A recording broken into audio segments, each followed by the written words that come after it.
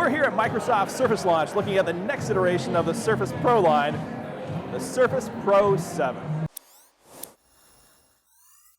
So if you've been looking for a redesign of the Surface Pro line, well, you don't have to look at the Surface Pro 7. You should be looking at the Surface Pro X. But if you're in love with the form factor, the Surface Pro 7 is for you. So looking at the Surface Pro 7, very little has changed. What we have here is we have the traditional display, removable keyboard, kickstand on the back, and the Surface Pen. Basically the traditional Surface Pen as well. What's different this time around, and is normal, is the internals. What we have inside this particular machine is a Core i7 1065 G7 GPU. That is in fact Ice Lake with Iris Pro graphics attached to it. Now, you may wonder, okay, what does Ice Lake do for me? Well, the previous version of the Surface Pro, the Surface Pro 6, used a Kaby Lake R chip. And if you're interested in upgrading to the Surface Pro 7, you should know that we're talking about essentially 2 generations of improvement. One is Whiskey Lake, now is the 10th gen stuff, Ice Lake. Ice Lake offers a more general connectivity improvement as well as the Iris Pro graphics, which is really the selling point of this machine.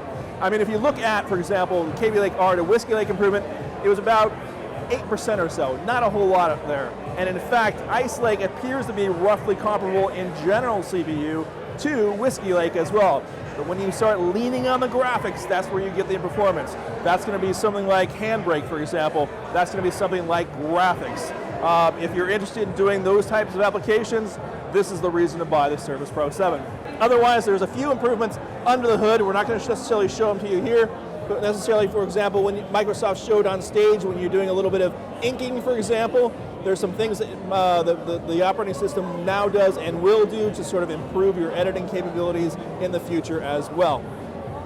So, as far as this particular machine is concerned, it will ship in November, starting at $749. This is going to be a little bit on the cheaper side of things than the Surface Pro X. If you're looking for a machine that's affordable, you might want this. There's one other thing to sort of note on this.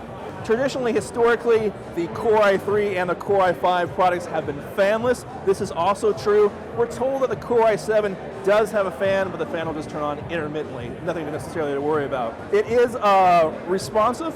A little bit more responsive as far as the screen is concerned, the pen is concerned than previous generations. It also comes in a couple of new colors. We've got the standard black here, but if you look at the red, for example, on the table, it's got the poppy red. We also are told that it comes in an ice blue, which apparently is not, it's shown a little bit farther down, I think, as well as the sort of traditional slate gray.